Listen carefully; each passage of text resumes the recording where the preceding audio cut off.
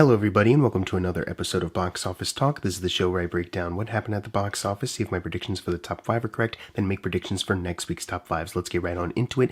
Last week I predicted that number 1 would be Wish, number 2 would be The Hunger Games, The Ballad of Songbirds and Snakes, number 3 would be Napoleon, number 4 would be Trolls Band Together, and number 5 would be Thanksgiving. And I got 2 out of 5 of my predictions right for this weekend, and it was not what I expected the two to be correct. And a lot of you, had some pretty similar predictions to myself. Some of you were really betting on Napoleon getting to number 1. But what was really something interesting really happened, because even though, the Disney movie did a little bit better than last year's Thanksgiving Disney animation, something interesting has happened. So let's just dive right on into it. Number 1 was actually, once again, The Hunger Games, The Ballad of Songbirds and Snakes, holding over very well, which was, very pleasant to see. I figured it would have a solid enough hold. I didn't predict it for number 1 again, obviously, but I figured it'll probably still hold over well into the Thanksgiving holiday, but it actually only dropped about 30%, 35% from when it opened last weekend, and last weekend it opened domestically about 44 million, somewhere around that number. This weekend it is making 28 million for the 3-day, and there's going to be some numbers because of Thanksgiving, because the newer releases opened up on a Wednesday, so keep that in mind that we cover mostly the 3-day weekends here as far as the ranking. But for the 3-day I made 28 million this weekend, so that adds to a domestic total of $98 million. So it's jumping up a bit. It still has a ways to go until it outgrosses the lowest grossing Hunger Games film, which is Mockingjay Part 2, still needing 183 million until it gets there. But it is jumping up quite a bit. More importantly, for this film, it is looking a lot better. Worldwide, it is now sitting at 197 million. That's like 100 more than where it was last weekend worldwide, which is really great. Really catching up to its $130 million budget. They're as soon as they can get past the 260 point, that's when you can really consider this a success. And since it's sitting here right now at this number, that is very good. And it needs 449 million until it outgrosses Mockingjay Part 2. So once again, still a ways to go until it outgrosses the lowest grossing Hunger Games film. Who knows if it'll keep up this momentum or if it'll lose steam along the way. But I think the point is, though, is that for this singular film, it is doing quite well. Like I said last weekend, this is definitely, I think, going to be a Bumblebee thing, where the Bumblebee movie did really well on its own. A lower budget, they have different standards going into it. But if you do compare it to the other Michael Bay Transformers films that came before, sure, it doesn't look that great because it didn't make as much money as those ones, but it's not really about the overall in that sense. It's just about this one thing. So this movie not outgrossing any of them doesn't really matter, as long as it can be a success on its own right. That's what really matters here. So we are in a really great spot with this movie. So I got my prediction wrong for number 1. So I figured, okay, it'll probably be Wish at number 2. It's the big, family Disney movie, blah, blah, blah. Somehow, number 2 was Napoleon. It edged out Wish, and we'll talk about how far away it did when we get to the number 3 spot, but I genuinely was not expecting this. And who knows, that the Rotten Tomatoes score, critically, it's like 60 is last time I checked, but the audience score, I saw it did dip a little bit into the higher 50s splat territory, so who knows if it will even hold over that well next weekend. Maybe it'll drop completely because audiences aren't, spreading the word about it or anything like that. But I'm honestly kind of shocked that this movie did as well as it did. Now, the budget does range, according to Wikipedia, from 130 million to 200 million, so, these numbers may not look great to you right away, but once again, this is another Apple distribution, half distributed film, not with Paramount like Killers of the Flower Moon. This is with Sony. So once again, different standards as far as what does Sony need to make back their money. Apple only cares about the streaming numbers, how many people subscribe and then watch this movie, how many people are watching it that are already subscribed. So it's a whole completely different standard once again. But it made $20 million this weekend for the 3-day, which adds to an overall domestic total of $32 million. So that's only, as far as Ridley Scott's filmography, it has already outgrossed the entire run of Blade Runner unadjusted by a couple 100,000, needs 4 million until it outgrosses Matchstick Men. Worldwide, it is sitting at 78 million. So like I said, it doesn't look great when you look at the budget, whether it's 130 million or 200 million. The lower number looks a little bit better. But if it doesn't hold over well, like I was kind of throwing out there earlier, the idea of, because the audience score on Rotten Tomatoes could be a good consensus of and I think the cinema score was at a B- too, so it's kind of like audiences are kind of divided on this thing. So it may not hold over well, but the fact that it opened up this strong, and especially compared to the Disney movie, that is pretty that is pretty incredible, you know. Who knows what this movie can do at this point, since it already surprised me right out of the gate. But yeah, it's at 78 million worldwide right now. So for the Ridley Scott filmography, it's already outgrossed The Counselor by 7 million, needs 40 million until it outgrosses Body of Lies. So it's, you know, it didn't just come out and then flop and then nobody saw it. You know, it's not a Last Duel situation is basically what I'm saying. The Last Duel in 2021 came out, barely anybody saw it. I think House of Gucci did a little bit better for Ridley Scott a couple months later, but Last Duel was the one where it was kind of like, nope, audiences kind of rejected that, you know, didn't even go see it. Really good movie, by the way. But this one, I'm really happy that, you know, Napoleon was one for Ridley that, you know, managed to break through in some capacity, even if it wasn't like, you know, gangbusters, you know what I mean? Number 3, though, let's just dive right on into it. Wish. This is another one that has a lot of people divided, you know? It's the opposite of Napoleon, kind of. Napoleon's kind of like right in the middle in both regards, critic and audience score. For Wish, the critics are in the 40s last time I checked, and then audience scores like, you know, high 70s or 80s, some number there. So yeah, it's just another one of those. I've already seen some tweets of some people going like, critics don't understand good movies. Which, you know, it's always funny to see those. Always so fucking funny to see those. But this movie, yeah, I did not expect Napoleon to edge it out. Now, of course, it made 19 million for the 3 days, so that's only 1 million over that. So, you know, maybe tomorrow when more official numbers come in, it'll, you know, bump up again. But the fact that it's this close even then is, you know, pretty shocking. And I'm wondering if this is yet another wake-up call, one more final wake-up call for Disney as the year rings out. You know, Disney has probably had it the roughest this year as far as their really, like, the Marvels, and then Ant-Man falling off after it debuted, and Indiana Jones Dial of Destiny. You know, Elemental was able to, you know, kind of have a better word of mouth and staying power, so that was, you know, kind of a surprise. But at first it was looking like oof, you know what I mean?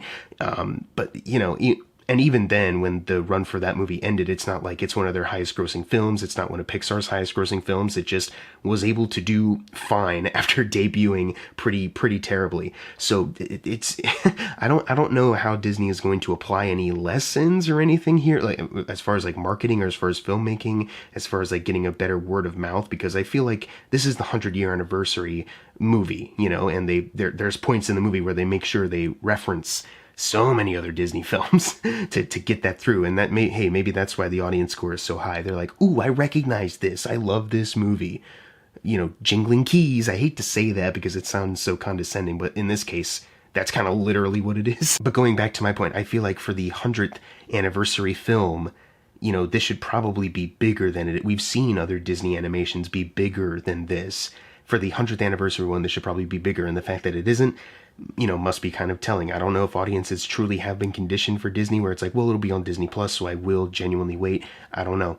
It's interesting to say the least, though, especially since the budget ranges from 175 million to 200 million according to Wikipedia. But since so many Disney films, not just animation, live action, you know, cross over into 200 million, I'm, you know, willing to believe this could have been a $200 million movie. This debut, 19 million for the 3-day, overall domestic total of 31 million, and then worldwide only sitting at 49 million so far.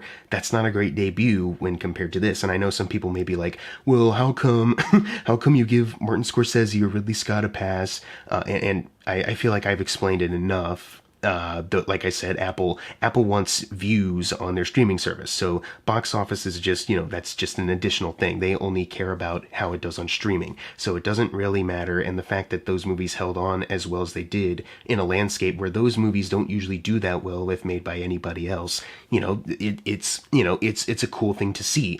And like I said, it's more of a personal accomplishment for the filmmakers who have kind of made it clear they don't really give a shit about their own personal box office. So call me hypocritical if you want for not dunking on Ridley Scott or Martin Scorsese, but at least those guys, you know, why would I want to dunk on them? You know, they are true filmmakers in every sense of the word, you know, just trying something new, trying to do their best for something that they want to express, something they, you know, they can't sleep until they tell this story.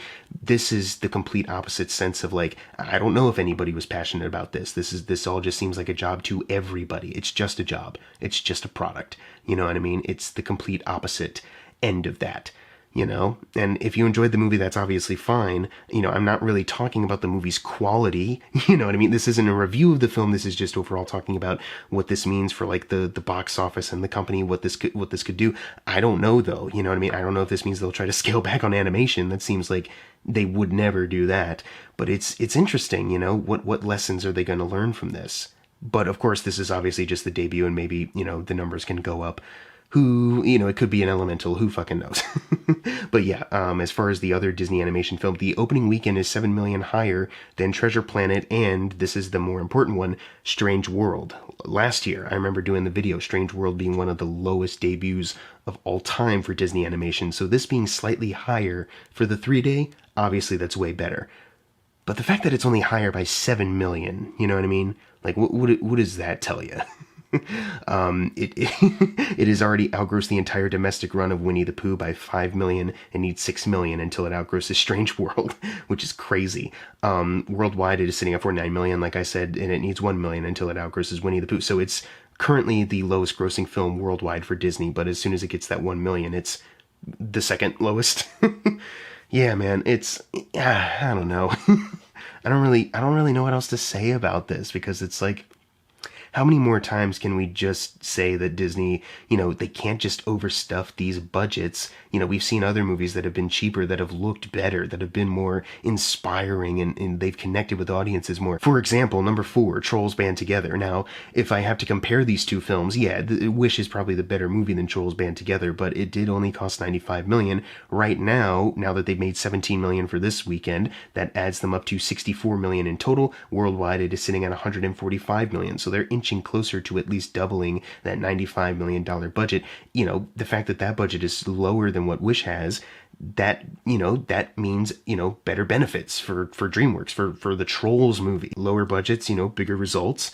It's kind of, you know, it's the same thing with like Puss in Boots when that came out last year. You know, the budget was, you know, pretty low, and it looks spectacular. You know, you have so many other Disney animations that cost so much money, and a lot of them look really great. But then you have Puss in Boots, which is just different and new and exciting, and the budget's lower. Same thing with Spider-Verse this year. And I know, you know, there's some behind the scenes production crunching, stuff like that, but the budget is considerably lower, and that is, you know, that's kind of a revolution as far as like animated films and what you can do with that medium. So I'm sorry I used the opportunity of talking about Trolls to talk about Disney some more. Let's move on to number 5, which is Thanksgiving. This held over pretty solidly because it was the season, of course, making 7 million, adding to a domestic total of 24 million for Eli Roth. It has outgrossed Hostel 2 by 7 million and Cabin Fever, his first film, by 3 million, and now needs 10 million until it outgrosses the Bruce Willis Death Wish remake. I'm pretty sure we will be seeing that at least next weekend or the weekend after. Worldwide, it is sitting at 29 million, so not only is that 1 million off from the Cabin Fever worldwide run, but it's a million off from doubling its $15 million budget. I'm not sure how much more money it'll make while it's here worldwide. At the very least, I'm not sure how much more it'll bump up, but if doubling this budget here means that potentially we could be seeing another slasher film by Eli Roth, whether it's a sequel to this or inspired by this or a different holiday, but it's a sequel, anything like that, that could be pretty cool. I did enjoy this movie, and I think a lot of other people, horror fans included, really did enjoy this, and it could have a pretty solid following over the years outside of its theater run. So, you know, it could be its own new thing, and that's pretty cool. Number 6 is The Marvels, making 6 million, adding to a domestic total of 76 million. It is still behind The Incredible Hulk by 58 million. Worldwide, it is sitting at 187 million. So, you know, at the very least, 13 million off from 200 million worldwide, but it is still 78 million behind The Incredible Hulk there, so not great overall. I'm not sure how much more I can dunk on Disney in one video, and I don't I don't want to be one of those people, you know, I really don't. So let's move on to number 7, which is The Holdovers, making 2.7 million, adding to a domestic total of 12.8 million for Alexander Payne. It is 2 million away from outgrossing his film Election, moving on up in his ranks. I'm still not sure what the budget of this thing is. Hopefully, you know, they're able to see some kind of profit off of this. I was really hoping that this could stay in theaters a little longer because it could have a solid hold into award season when it's colder out, because this is a winter kind of movie. It's a Christmas movie. But apparently it's going to digital like at the end of November, so it's like, those dreams are kind of squashed unless it continues to hold over. But I mean, for how it's doing right now, it seems like it'd be really easy for this to just fall off, which is a bit of a disappointment. Let's move on to number 8, which is Taylor Swift The Eras Tour, making 2.3 million, adding to a domestic total of 178 million. So that is 6 million away from outgrossing Sound of Freedom for the 2023 ranking list. Worldwide, though, now that it's sitting at 248 million, it has already outgrossed Sound of Freedom by 1 million. Needs 18 million until it outgrosses The Flash. But I'm pretty sure it has slowed down enough now where it's not likely to happen. But hey, it got close. You know, it got close to outgrossing this pretty lame comic book film. Let's move on to number 9, which is Five Nights at Freddy's, making 1.75 million, adding to a domestic total of 136 million. That is 8 million away still from outgrossing Detective Pikachu. You know, it's still not in the top 5 highest grossing video game movies domestically. Unfortunately, it's probably about to drop off. Not unfortunately for me, I didn't care for this movie, but unfortunate for the film itself. But you know, Detective Pikachu is technically better, so I don't care. Worldwide, it is sitting at 295 million, 5 million off from 300 million. So you know, that's a good achievement for old Blumhouse. It has outgrossed the Angelina Jolie Tomb Raider film by 22 million, and it's a couple 100,000 over Resident Evil Afterlife. It now needs 7 million until it outgrosses the entire worldwide run of the Sonic film, the first one. So there you go, Freddy. You're about to, or you're getting closer to outgrossing films that were technically better than you. And finally, number 10, Saltburn. I didn't predict this for the top 5 for a reason. This is why. Made 1.73 million, adding to a domestic total of 3.09 million. So a little close to Five Nights at Freddy's. That's pretty good. Worldwide, it is sitting at $6.1 million. I can't imagine, knowing the, you know, small crowd that I was in to see Saltburn, I can't imagine the word of mouth was that great for this movie, other than just saying it was totally weird and crazy. I was about to also compare notes to like Promising Young Woman, Emerald Fennell's previous film, but it feels so unfair since that was a COVID release. So yeah, I'm not sure what the budget of this movie is. There's, you know, great sets, you know, the movie looks great. I'm not sure how expensive this was, but you know, if this is truly a flop for Emerald Fennell, I feel bad because yeah, I don't wish a flop on, and despite what you may think, I don't wish a flop on anybody. You know what I mean? But, you know, maybe it's okay. No, probably not. Sorry. Let's move on. Now it's time for the fun part, the predictions for next week's top 5. Number 1, once again, we are getting another concert film, and I'm predicting that to be number 1, Renaissance. That Beyonce concert film is coming out, and I feel like that'll be the only new release that gets into the top 5. There's a couple other ones that I feel like are a little bit more niche as far as like the marketing hasn't been great, and there will be a fan base to go see them, but I'm not sure if it's enough to get over the holdovers from these last couple weeks. So I think number 2 will be The Hunger Games, The Ballad of Songbirds and Snakes. Number 3, Napoleon. Number 4, Wish. And number 5, Trolls Band Together. But what are your predictions for next week's top 5? Leave them in the comments below. And as always, thank you guys for watching. Make sure to subscribe. I'm Jackson Fulcher. See you guys next time.